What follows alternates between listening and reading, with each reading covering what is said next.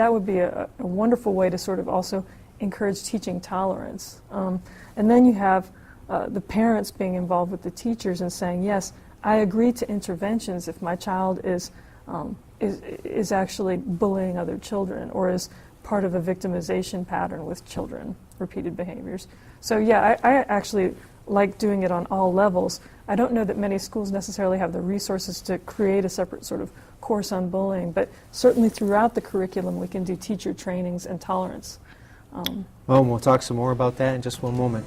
We'll be back with the second segment of From the State House to Your House in just one moment. My wife's drinking really made things difficult for me. I had to work hard just to keep everything normal. My EAP counselor at work sent me to Al-Anon family groups. I didn't think I needed to go, but it turned out to be great advice. Are you troubled by someone's drinking? You might be surprised at what you could learn in an Al-Anon family group meeting from people just like you. Call 1-888-4-AL-ANON.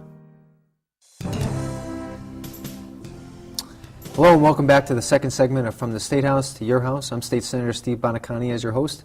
We're joined by Elizabeth Stassinos, who is an associate professor at Westfield State College, and we're talking about bullying. In the first segment, we talked generally about certain issues and certain situations of trying to address bullying. Let's get into a little bit more of the concepts, so that the whole idea that I'd like to make is people feel a little more empowered and have a better idea about bullying and what they can do to perhaps prevent it. Yeah. So at Westfield State, you are, with your center, you're trying to come up with a program really to branch out and connect to all the different schools, at least in the region, to try to get a comprehensive plan in place. Can you talk to us about that? Oh yeah, at Westfield State, one of our biggest majors is actually education. And so criminal justice, we have about 750 majors. So criminal justice and education are our largest majors at the college, and we're trying to bring those together around this issue. So for example, criminal justice professors are going to help this summer teaching workshops with the Center for Education for parents and teachers and school administrators who want to learn more about bullying in every different area of it. First of all, sort of on the research side, how to recognize bullying. What are some of the characteristics of kids who are victims of bullies? What are they going through? Because again, a lot of the victims aren't going to be able to report what's happening to them. In fact, kids often do a lot of nonverbal communication, like skipping school, and a lot of the other stuff that happens when a child's feeling uncomfortable. Their grades go down, all the things we look for. And also at Westfield State, for our center training, you have the research end of it and the definitional end of it, but then also just practical training on how to allow, to get teachers into role plays, for example, on intervening when a bullying situation is happening. I think that's actually in some ways the most important. What I tell my teachers is, when I talk to the people in education, is we can't be afraid of our own kids. We have to be able to intervene when we see behaviors that we're not sure about. And I think what happens is a lot of us, we're so focused on getting the lesson taught in class that we don't want to focus on necessarily the disciplinary elements of it. And there's a real urban-suburban shift with that. In our urban high schools, often discipline is very emphasized. There's a tremendous amount of, security is a concern. We have schools that actually have real gangs in them.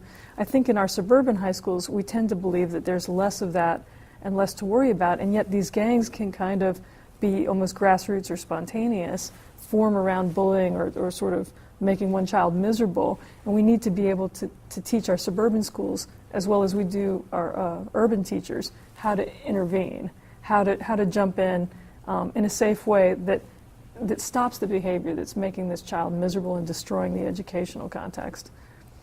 We're talking about bullying that we seem to now be almost starting a conversation, an open conversation in the public about it.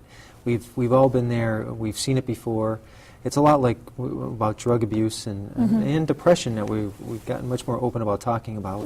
That usually there are signs, and I guess now we're going to have bullying. At least has to be one of those factors to look at if we see a change in behavior, and this is at least going to, we hope, is going to get parents to be aware of that.